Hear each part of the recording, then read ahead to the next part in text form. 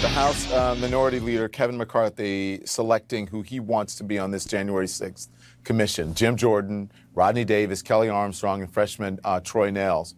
3 of these members voted to overturn election results in Arizona and Pennsylvania. Do these picks say anything to you about how seriously or not seriously the minority leader is taking this investigation, Representative? Yeah, I mean, absolutely. I think Kevin McCarthy has decided that his role as a minority leader in the House of Representatives is to essentially be chauffeur of the clown car.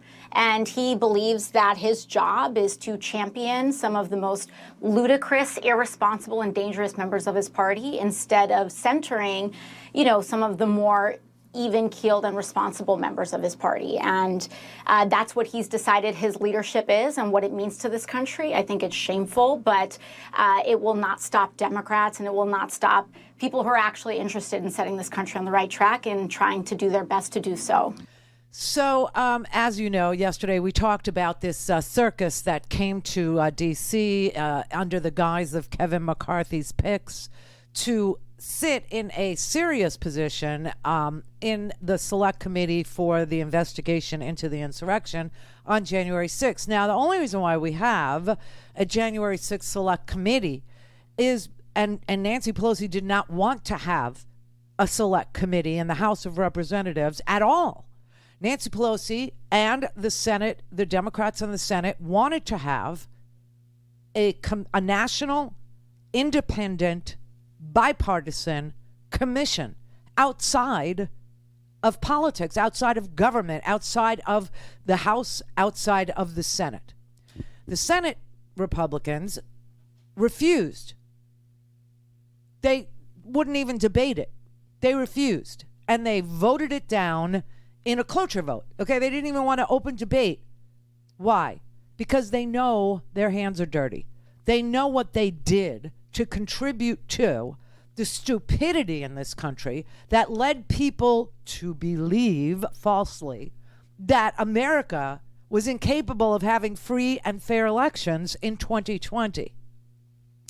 They allowed for the big lie to propagate amongst the red states.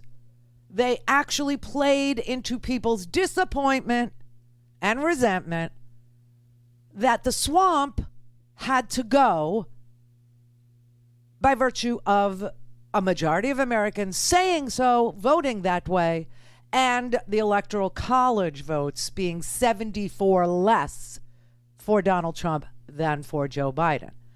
And these crazy Republicans decided violence was the answer, and they literally told people to go to Washington. They were going to have a million MAGA march.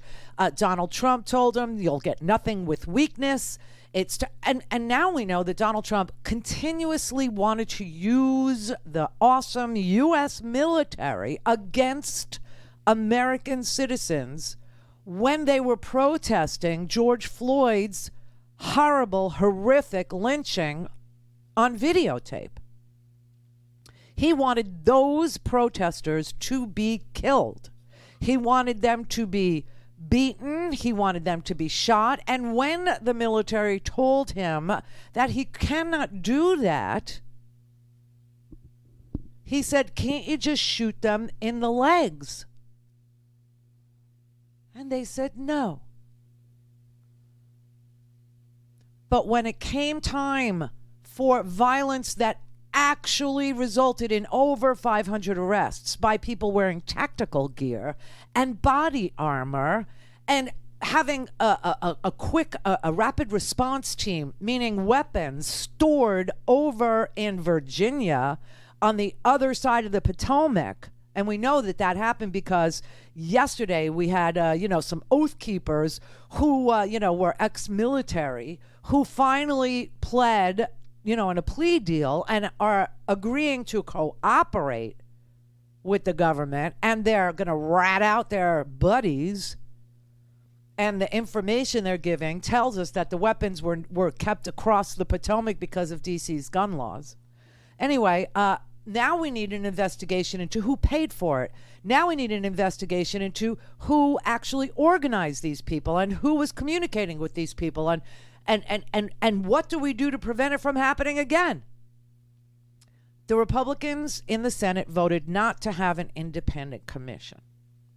And so therefore, it either was going to go uninvestigated and unanswered, or it was going to be up to the House and the Speaker of the House to convene a select committee, a bipartisan select committee, to do the investigation.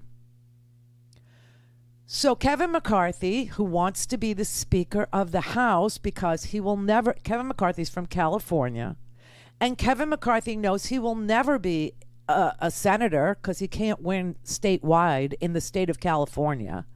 He knows he will never be able to run for president. He knows he will never be able to run for any can't be governor of California.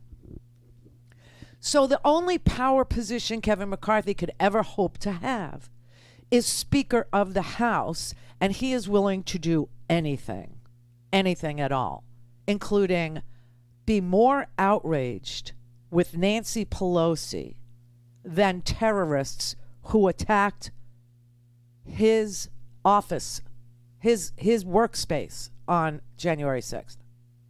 Seriously, he's throwing in with the terrorists. He's throwing in with domestic white supremacists, with domestic terrorists, with crazy people, with oath keepers and 3%ers and Proud Boys and nutbags in this country, okay? He's decided. So today, after his picks were exposed as having to go to work in the smallest, tiniest car because it's packed full of clowns who objected to the certification of the election, just like the terrorists were trying to prevent. 3 of them objected even after the insurrection, even after the violence in Arizona and Pennsylvania, and none of them are from Arizona or Pennsylvania. Nancy Pelosi put out a statement this morning saying that this is her purview. This is what the Speaker of the House gets to do. She has veto power over any committee assignment, including this select committee to investigate what happened on January 6th.